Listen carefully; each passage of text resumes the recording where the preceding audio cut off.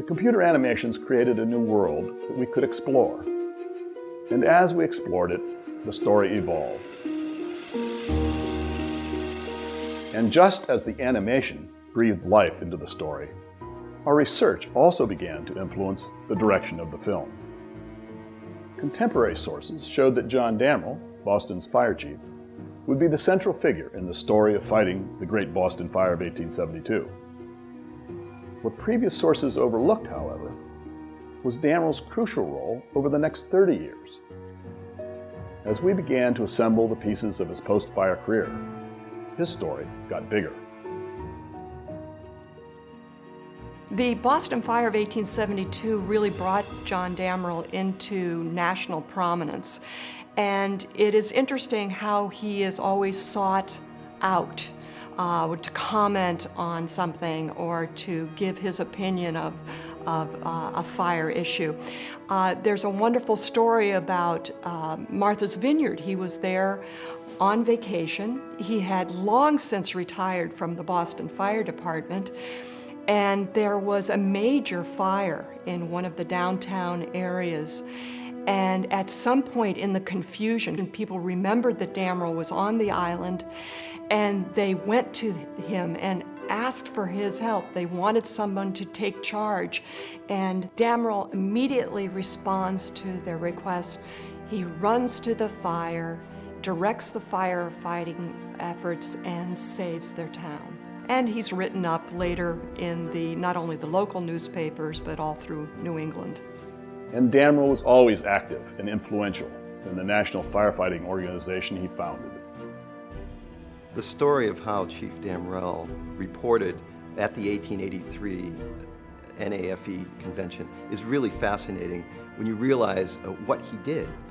The preceding year, he had missed that particular meeting where they assigned a special committee to develop the elements of a building code and provide an overview on that topic.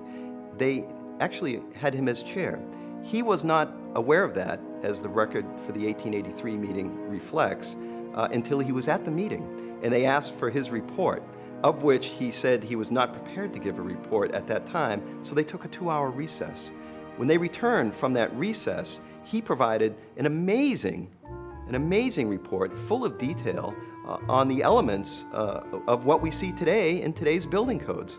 And so here was an individual who had all this information in his head. From the standpoint of the historical record, we cannot find any other clear information like what was provided by Chief Damrell in terms of these elements that we see today in building codes. That appears to be the first time that somebody clearly outlined these elements, and that carried forward to what we have today. The convention records of 1883 and 1884 show Damrell's first attempt to propagate a national fire code through the Fire Chiefs organization. He used the NAFE as a pulpit because that organization, as it began to grow, began to become much more visible in articulating issues on a national basis.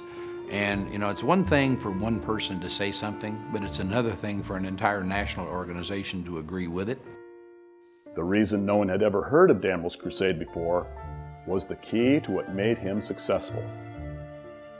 His influence was based upon the fact that a lot of people trusted him, and he, in fact, never compromised that trust.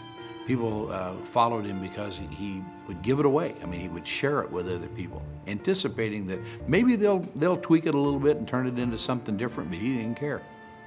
You can accomplish anything in the world that you want as long as you don't care who gets credit for it.